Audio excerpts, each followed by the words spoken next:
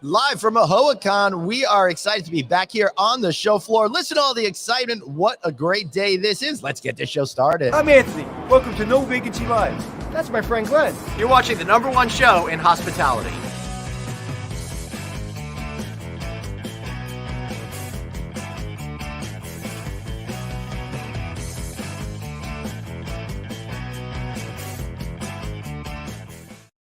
Hey, everybody. Glenn Hausman here. Hope you're all having a wonderful, exciting day. We're here in Dallas live at AHOACon 21. I want to thank Red Roof for being a good sponsor of this studio that we have here. If you're here at AHOA, you can hear us out here on the show floor. You can hear all the excitement. You can hear all of the noise. You hear all of the thousands of people pouring in to the trade show right now. It's super excited. Anthony's away on assignment right now, so sorry about that. But we've got a couple of great guests today. My friends over at Almo Hospitality, who have really been amazing supporters here at No Vacancy and personal friends of mine. Let's welcome to the show Mr. Stephen McKay and Eric Steiner. Hey, guys, how are you doing? Doing great, man. It's been a while since I've been on with you. This being at the show is so exciting. Listen to all the buzz. I know. It's really exciting. I'm sorry it's been so long, but, we have this rigorous process that you have to go through, Stephen, in order to come back. There was a votings, there was meeting, a board had to get together, but I pushed it through for you there. It's like the Olympic trials. I just made it in, right? Yeah. Hey, and we got Eric Steiner over here, who's joined by my shoulder. How you doing, Eric? I'm doing well, Glenn. Thanks for having me. First time on the show live, and really excited to be here and be a part of AHOA. It certainly is. It's really, really exciting to have everybody here and being at AHOA. And my goodness, what excitement and energy there is. Eric, let me just start it off with you. How are you feeling being back on the road, being at events and seeing thousands of people all gathering together? It's been fantastic. It's been awesome to reconnect with people, some people we haven't seen in 18, 20 months plus, and just to see where the industry is, right. Where it's headed over the next 6, 12, 18 months as well. And it's just really exciting. Great attendance here. Great camaraderie amongst the old friends, and right. reconnecting with everyone has been great. Yeah, that's awesome. How are you feeling there, Stephen? I've been so used to Zoom that seeing people live has kind of got me a little confused, to tell you the truth. Someone reaches out with their hand to shake their right. hand or do a hug, and it's just amazing. And there's nothing beats being here personally, Glenn, right. and seeing this happening. It's a true revival. So excited to be at my first trade show. So being that it's your first trade show, Eric, I guess it is for you as well after a long time. You guys must be insanely exhausted. This is like my third or fourth one, second week in a row, and I got to tell you, I'm tired. How are you all feeling? I can tell you my step count has been through the roof these last 24 hours or so. So we're tracking that pretty well. To get from one end of the convention floor to the other has been quite the task. It sure is. Stephen, are you taking any special precautions over here? I know I'm doing a lot of foot care because of that particular issue that he's talking about. I've never stretched so much in my life. I got back, I was stretching my back, my big toe, my fingers. It was just crazy. Well, travel fitness, is important in these days. And it's a great show floor, man. It's tremendous. But because of social distancing, it's a really large floor. And large floor, Stephen, 8 football fields, they say. Yeah, and it just doesn't, it's not normally that big. So to Eric's point, the step count is there. But man, just going to these booths and seeing the excitement in people and the interactions that are going on, you just know that it's coming back. That's really awesome. It's great. So many people are walking by and waving at us and saying hello. The energy is really palpable. And I got to tell you, it's so different than when we've done this stuff before and we're all in our silos, all alone. Just like you were saying, Stephen, the Zoom thing, enough is enough. Sure, it's good for some things, but it's not really good for life. But Eric, it must feel really good for you to be out meeting with people again in person, getting back to business in a real meaningful way where you can connect with people instead of just having those fake kind of connections online. There is no substitute for just being in person and being together and sharing that camaraderie. We have a lot of partners on the show floor today, and it's and yesterday and tomorrow. And it's just really fantastic to reconnect with everybody. Yeah. So, Stephen, you've got to change your whole way of doing things with trade shows. The universe has changed. The way that we approach each other is kind of changing. And I don't mean specifically because of COVID. I mean really about acceleration of trends that were already rooted in the marketplace. You guys have been watching this show for the last year and a half or so. You understand that that is really what's been happening. So, Stephen, I know this is your first trade show. You're probably thinking about things a little bit differently. How are you looking at that now in a strategic sort of way to have the best opportunities for Almo Hospitality as possible? Well, first of all, we want to talk with people and see how their businesses, see how the market's coming back, and see where we can best fit their needs. With the product supply challenges that supply chain challenges that we're having, it's okay. What can we provide you that's necessary? What can you wait for? What is your needs? And so we're here to find out what the needs are, right? So that we can purchase accordingly and plan accordingly for the hotel's needs. Because we want to know, are the new builds going to finish? Are the refurbs going to happen? Right. And so all of that information is something that we need to take back to our team and work out our supply chain and ordering and all that sort of stuff for our customers. So Eric, that makes a whole lot of sense to me. You're trying to get an assessment of what's actually happening out there. We've been talking a lot about what we think is happening out there, but really learning who's building, what projects are continuing, who's getting into renovations, understanding that supply chain. That's probably playing in a lot into how you're thinking right now. Yeah, absolutely. I think this show in particular and being in person for the first time in quite a while is really a good metric of where the industry is and where it's going. Right. I think between following your show, reading other publications in the industry. Wait, there's other publications in the industry? a few. But just seeing the metrics out there, I think that we're all a little bit surprised on how quickly some of the industry has recovered. RevPAR numbers are up, revenue numbers are up. And I think this is a good gauge. And this is one of the reasons why we wanted to be here, to really take the pulse and take the temperature, no pun intended, of the industry and where people are going. And I think this consecutive excitement and how busy things are, a few consecutive more months of this will lead to more expenditure, more CapEx expenditure, more OpEx expenditure that has been, put on hold for the last year and a half. Right. So Stephen, how are you seeing, what are you actually learning in day one as we get started on day two? What we're learning is that it's not a full revival. Right. It's a slow revival, and certainly those that are in the vacation areas have been doing extremely well, and that business travel is a little slower to come back. Yep. And I think that what we're looking for is, okay, when will the business travel happen? And quite frankly, it's so neat to see that here in Dallas, we've got all these attendees at our HOA. Well, all the hotels here in Dallas are getting revenue from it. Yep. And every restaurant that we've been to has been full. Yep. So it's fantastic to see that. So again, it's just getting that gauge, and this being the first trade show, I think we're going to come away with a lot from it. And then we've got a couple of other trade shows coming up that Glenn, in the industry shortly. And I feel like it'll come back a little faster, funnily enough, than people thought it first would. That's what I'm feeling. Yeah, I'm seeing that too. And in regard to that business traveler here on No Vacancy Live, we've really been bullish about it coming back. I don't really believe, my partner Anthony doesn't really believe that it's going to be gone for a long time. The whole notion that Zoom is going to change the way that we interact with other human beings is, I think, short-sighted in my opinion. We need to get together. We need to connect with people. We need to have real relationships, just like our friends over at Red Roof like to say, real relationships, genuine results. But also because that's just it's just the way that people really want to do business. And as soon as a company sees that their competitor is going out on the road and getting deals done and they're not, I think that's what's going to break open the business travel thing. Eric, does that make sense to you? Absolutely. I mean, we are in the hospitality industry. We want to take care of people. Like you said, we want to build relationships with people. And this is what this industry is all about. It's just being together. It's not being on Zoom. It's being together.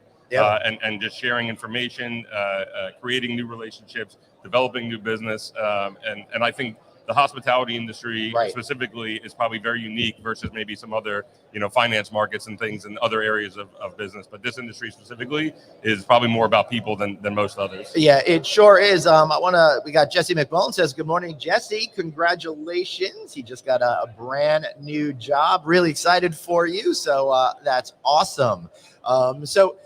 Stephen, you were talking about our projects moving forward. What are developers thinking? We've already talked about how we think business is going to be coming back. What about the business of hotels and development and all that? What are you seeing right now at the show floor and beyond? Sure. We're definitely seeing that I think folks are taking a real hard look at their new build or their refurb and saying, okay, how can we economically do this without compromising standards? And what products out there and what's available. And as I say, the what's available is huge. I mean, this supply chain from shipping costs, container costs, to time of delivery is really tough. And for a hotel, if you've got a planned opening, you you've got to have the product. You've got a certain time you're opening. Right. You can't delay that.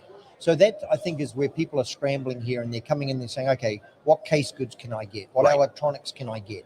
All that sort of stuff is very important. That's true. And we've done a couple of shows now on the supply chain challenges and issues. And I encourage you guys to go back to the novacancynews.com, check out our archives for those shows. And guys, one of the things that we've been talking about is you alluded to it, Stephen, the pricing of shipping containers. They've gone up from a rough estimate from what I'm hearing, $6,000, $7,000 a container to $20,000 a container. That could change the shipping costs by $300,000 for an average mid-market hotel. Yes.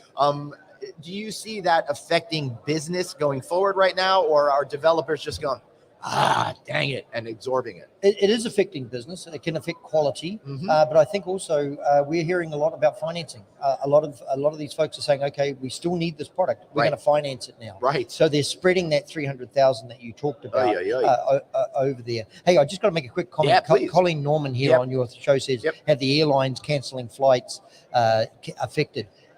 I get my flights were cancelled, Colleen. Yes, seriously? it does. It does. It affects it. I had to do a complete rechange with my flights, and I was flying into a hub, and I had to do a round the world trip to get here.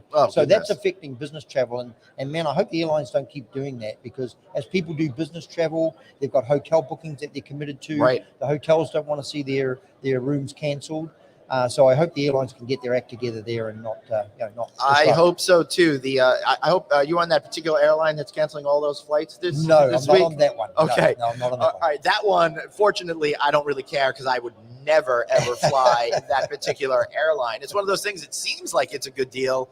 Then you get over there and you got to pay this, you got to pay this, you got to pay this. Is that the bring your own seat airline? Yeah. Yep. You guys remember when I think Ryanair was going to charge like $0.25 to go to the bathroom? That's right. I'd pay $1 to get to the front of the line. Yeah, for sure. So, Eric, before we get back to the topic, we are talking about airlines, for example. So how are you finding the flying experience? Are you finding it that it makes you want to get out on the road more, or is it making you say, maybe I'll just stay home a little bit longer? The airline that I use of choice, I probably won't mention them, but unless they want to sponsor the show. But I've always had a very good experience.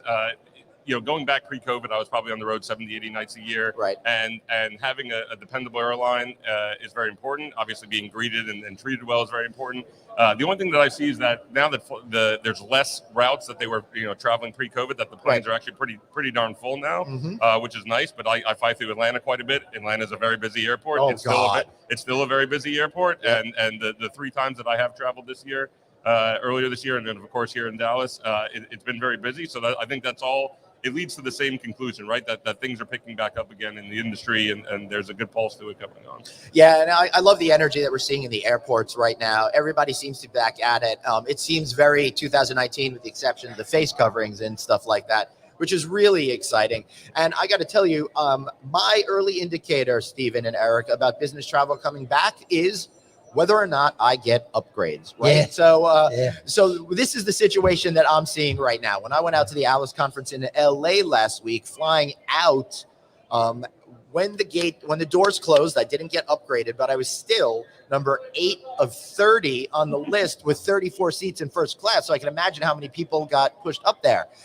Coming down here, I checked in like my flight was say at like 110. I checked in at 111, and I was already like 3rd or 4th on the list. By the time I got to the airport, I think I was 792nd on the upgrade I'm gonna bump list. that status up, bud. Right, and I'm a platinum guy, and I just achieved a 1,000,000-mile status on Delta. So thanks, Glenn. Get to the back of the bus. So Yes. I think that to me says that we are coming back as a society. We are out there traveling again, and business is going to get done. Because I didn't see a lot of families, to be honest with you, Me neither. in that first class, right, Eric? 100%. Yep. I went up, Glenn. I did a trip up to Wisconsin Dells to visit a property up there, and it's a family property. Mhm. And when I was there, it was the time of day when I should have realized this. It wasn't that busy in the parking lots and stuff like that. And I said, "Oh, you're not that full." He said, "We are completely full, and this is a mega property." So the vacation is that we're flying in.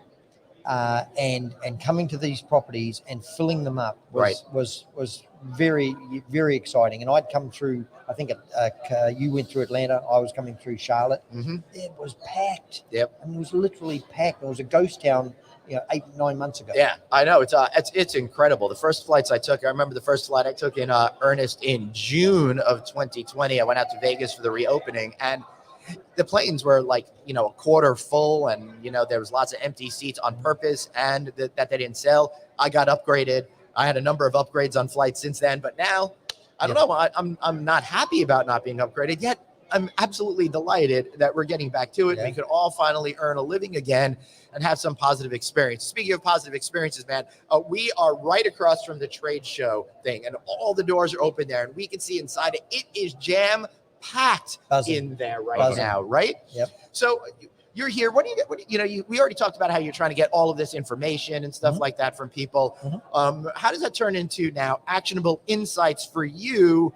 And what are some of the types of products that people are looking for and some of the things that they're thinking about? But actually, before we start talking about specifics and products, that supply chain issue, right? Yeah. It seems to make sense to me, Stephen. It seems to make sense to me, Eric, that what we really want is for people to kind of consolidate everything in one location. And that's what I love about what you guys do over there, is you really make it simple and almost like a one-stop shop for a whole lot of hospitality products. So for those of you who don't know, and you should, because I know you're downloading the audio version of No Vacancy and you hear the ad spot every single day, but just in case they're being foolish mortals, tell us a little bit more about Almo. Yeah, so Almo is a distribution company. We have a number of divisions, one of which is the hospitality division, of course, which is why we are here. And we deal with the resellers in the industry. So these are the resellers that are supplying the hotels directly, the ownership groups, etc. And what we're finding is that we started this whole thing with TVs.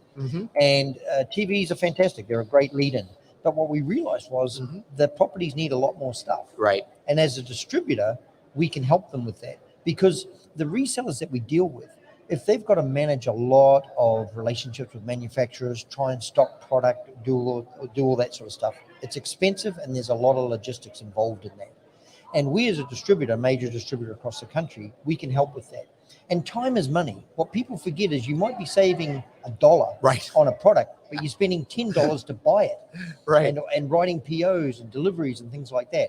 So we can consolidate all of that for people so that they're writing less POs, less checks, all those sorts of things. So that's the business part for us that's really important. How can we supply the industry efficiently, effectively, and economically? Right, Eric, that makes a whole lot of sense to me. And one of I think the Achilles heel of any business owners is failing to take into the full account of what things will actually cost at the end of the day. You look at one thing and go, oh, that's X price, like you were just saying, but all the other associated costs absolutely change everything. How do you see that particular issue, Eric? Well, consolidation helps them save money in the long run, because in our case, it's coming from the same warehouse on the same truck. So if you're coming with multiple trucks, multiple shipments, then your costs increase, your shipping costs increase. To Stephen's point, your time increases, managing different POs, managing different invoices, AP, AR, and all that goes into it. When you can consolidate under one roof, essentially Almo's roof, with our reseller partners that are here on the show floor today, it saves you time, which in turn saves you money, and it provides the product, the standards, the specs, the technology that the hotel needs to meet their brand standards. Right. Yeah. So that makes tons of sense to me. So, Stephen, how many different product lines and stuff do you have, for example? Oh boy, Eric, you might know how many more. You probably know that answer better than so, me. Eric, why don't you take it? Yeah, I mean, there's a lot of different product lines. I can tell you that we cover everything from TVs to pro displays to LED walls to mounting solutions to compact appliances, full-size appliances, commercial outdoor rated furniture. Really, a ton of different products and even services, installation, technology, programming, design that a hotel will need to build out their property if it's a new build or if they're going over a renovation. We essentially can do it all. And I think the key, especially the partners that are here on the floor here at AHOA, is that to kind of piggyback on their expertise. We may have certain partners that are experts in DirecTV or experts in internet and bandwidth or telco, and to add our assortment to their lineup to arm them with an even greater arsenal of product to go out to their customers with. Right. And one of the things that I've loved about our relationship, Stephen, is seeing the company grow and change and enter new product categories. And one of those things are outdoor furniture, for example. So it's interesting that you started with all the electronics, and the parent company is Almo Pro AV. that you really started to recognize that you could help hoteliers in lots of different specific ways. So tell me a little bit about that, if you would. Yeah, so Almo is a company. We're actually celebrating our 75th year in business. Yeah, incredible, right? Family owned, fantastic family, the Chakins. This company, Almo Pro AV, is a division of Almo. It's probably their largest division from a sales standpoint. But the other divisions are the appliances and also home outdoor furniture. Right. And from the home outdoor furniture, it was really quite an easy transition for us to look at the hotel commercial furniture, which is why we came up with Cape Soleil. Right. And boy, in COVID times, is outdoor furniture gone crazy? Woo. Yes, Stephen, I'll tell you, because that was, again, this is one of those trends that were already in the marketplace, but we saw an acceleration over COVID. We've been talking about this for the last number of years as an industry.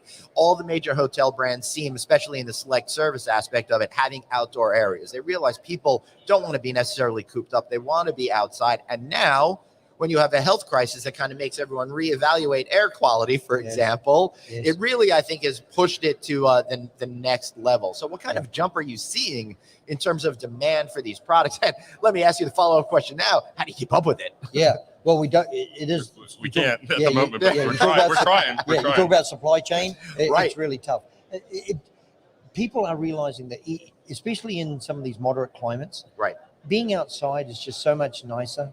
It's a better feeling, and it's more utilization of space. We went and visited a customer the other day, for example, out in Utah, and they've built a beautiful new office building, and they've put a Cape Soleil outside for people, for their folks to go out and sit outside. Great. And they said it's the most used area of their office. And so I think offices across the country, hotels need to do more of it. I think that they need more outdoor TV so that people can watch the game outside, watch whatever show outside, enjoy a cocktail. Because the thing is, they want the people to stay there at the property and enjoy the food and the drink and so forth at the property. It helps with revenue for the property. So they should make that very attractive for the... It certainly does. And I will tell you guys, I've been spending a lot of time outside, and there's definitely products that have been in super high demand. I recall, I believe it was October of last year, I reached out to you. I'm like, hey, you guys have any of those propane heat lamps? And you're like, check back with us in May. Right? Yeah. I have a lot come into stock. So, to Stephen's point, no matter what the climate, we can service that, and our partners can service that. So if it's the summertime and you want to do outdoors, as the weather turns a little bit colder, fire pits, fire towers, our partners have it all. Ooh, fire towers, that's really great. Plus, you guys do outdoor TVs. Outdoor TVs, absolutely. Right? Oh, yeah. Right. So we're really talking about the whole outside environment as well as the inside environment. And you got their guests covered. You're really helping create a lifestyle that people are looking at. Michelle MacArthur is saying, hey, love your innovative strategies. And Michelle, great seeing you last night, by the way. And thank you for your amazing hospitality. Really appreciate it. So this is pretty cool to me. So when you're having these hiccups, and it's inevitable, and it's not Almo, it's not any particular company, it's the entire universe. You guys know, you're going to the stores. I had a friend I was talking to yesterday. They're like, the retail shelves are not as stocked as they normally are. Right. I'm seeing this time and time again. So how are you working through these issues to help hoteliers stay profitable and ahead, but dealing with all of these challenges? And I know it's really super complicated. Well, as a supplier, it's our job to get out there and find what product we can. Right. And instead of focusing on what we can't sell or what we can't supply, we focus on what we can sell and can supply. Right. And that positive action has led us to be able to find solutions that we never thought we'd come up with.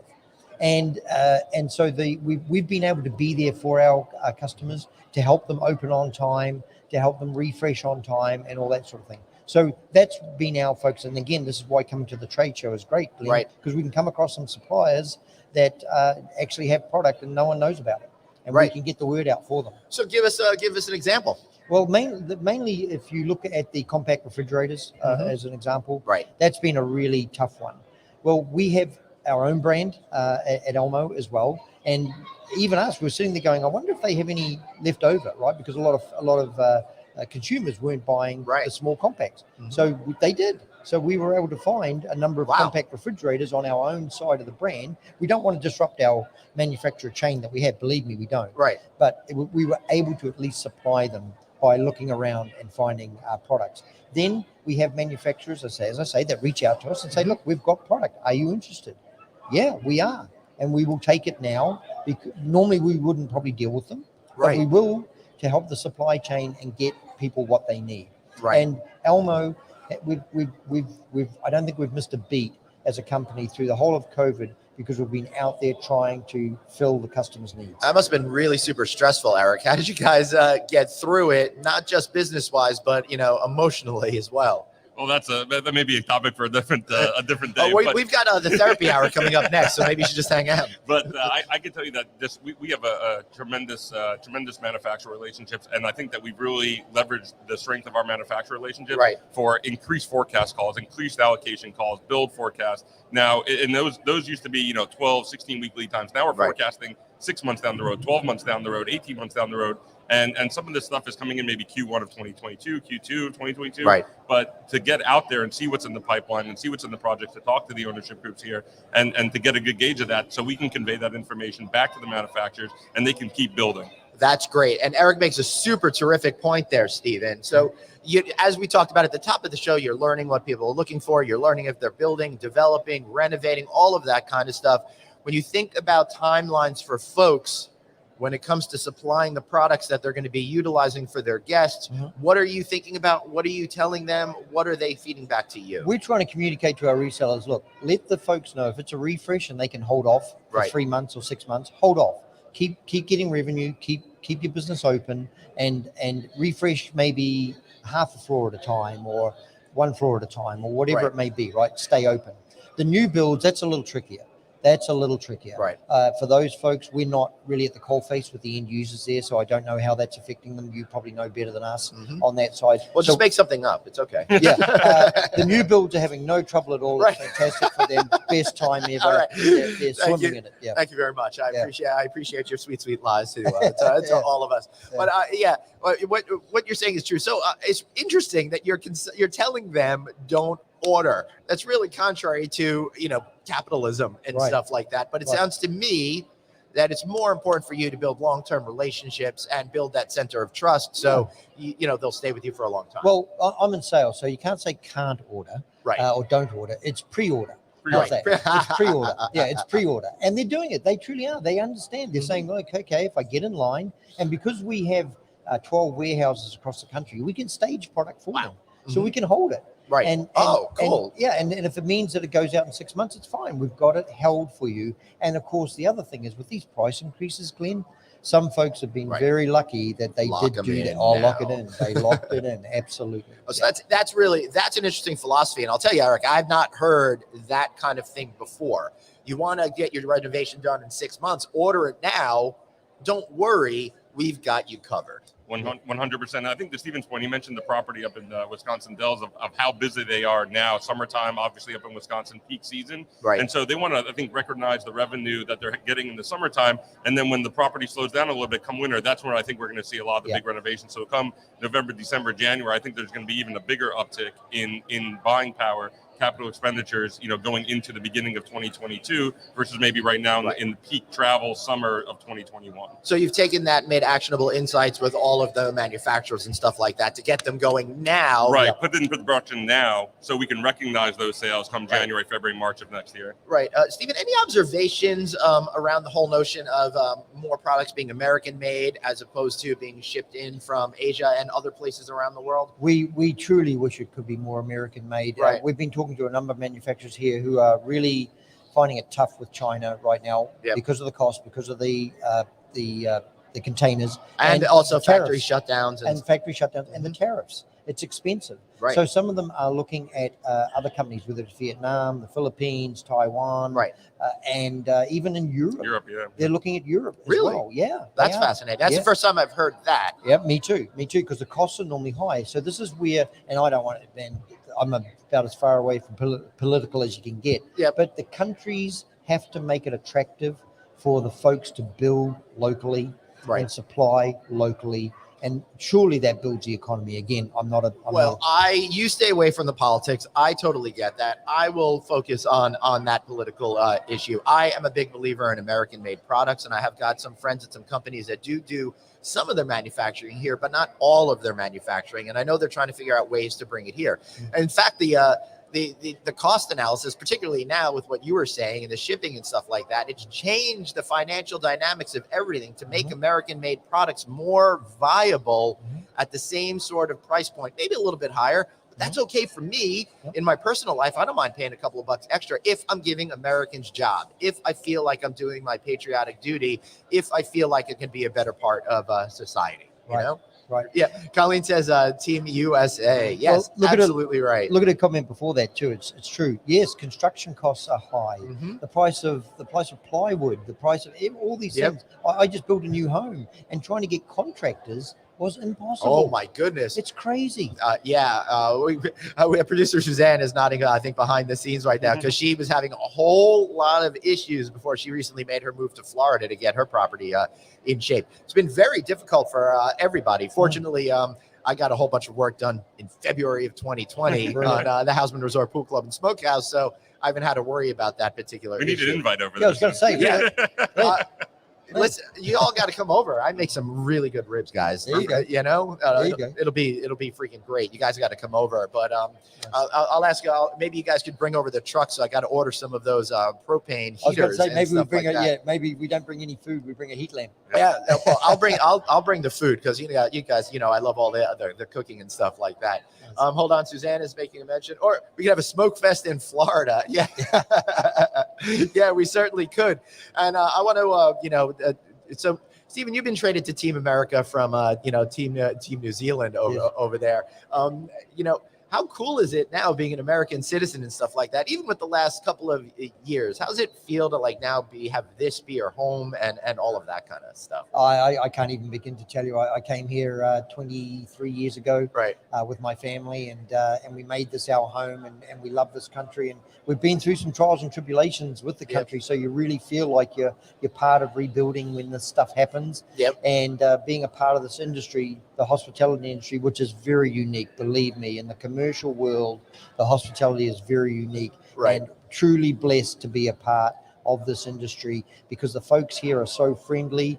They've survived a traumatic year and a bit, right? And they're still pumping, and it's going to come back. So no, I'm a proud USA citizen for sure. That's really awesome. I absolutely love that you feel that way about our country. And so it's so lucky I got to. I was born in the Northeast United States. I really won the lottery on that one. I'll tell you.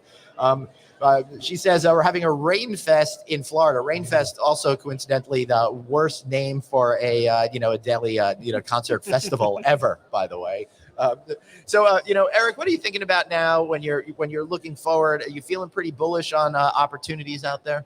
Yeah, absolutely. Just from talking to some of our customers and manufacturer partners that are here, some of the brands that are here, there's definitely a great buzz and a great energy, and we're essentially here supporting them. We're going around. We have a lot of product in a lot of their booths. So if you are on the show floor and you're listening, or you're coming here today, definitely check out. We have a lot of partners on the floor showcasing a lot of really cool stuff. Excellent, Stephen. What about you? What are you thinking about? I'm just thinking about the resurgence of the industry. I really am. We've been focused on that for a while, and I just feel that to see everybody come back, be profitable, to get back to the normality that we would all like to see, even though it'll be a different norm. That's okay. No issue there. I want to make sure we're doing our part to this revival. Yeah, that's great. And the good thing about working with these guys over at Almo Hospitality is they really want to be great partners. They've been a great partner of mine for the last 2.5, 3 years or so at this point. It's been a while, I think, already. But what I really love about the relationship is you guys are all just so genuinely nice people that want to work together to help people find mutual success. So before we wrap up, I know if you're here, you're going to go find them on the trade show. But what if they're not here? What if they're watching the show? What if they're watching this rebroadcast 2 hours from now, 2 days from now, 2 weeks from now? How do we find you guys? Stephen or Eric, you want to take that one? You can go to almo.com. You can my contact information is here on the AHOA tag. You can find me, scan me, look at us up in the directory. Look at our partners on the show floor today as well. And we're always close. We're on by. LinkedIn. We're on Facebook. We're all over the place. So look us up, man. We'd love to chat with you. Excellent. Or just drop me a line and I will help you get connected with those guys. Guys, thank you so much for being here today. Glenn, Nice thank to you be so with you, much. Glenn. I really Fantastic. appreciate it. All right, I'm just going to wrap up the show. I know we normally go a little bit longer, but that's okay. We got lots of great content, and I've got a lot more content to record and broadcast while we're here live from AHOACon 21. It's so great to be together. It's so amazing that we're all moving forward in unison, and let's all keep up the good times, find success together, and have a great time. Remember, you've got one life, so blaze on, and as Anthony likes to say, take care of yourself. We'll see you all tomorrow. No, today's Thursday. I won't see any of you tomorrow because I am going to be tired and in a coma.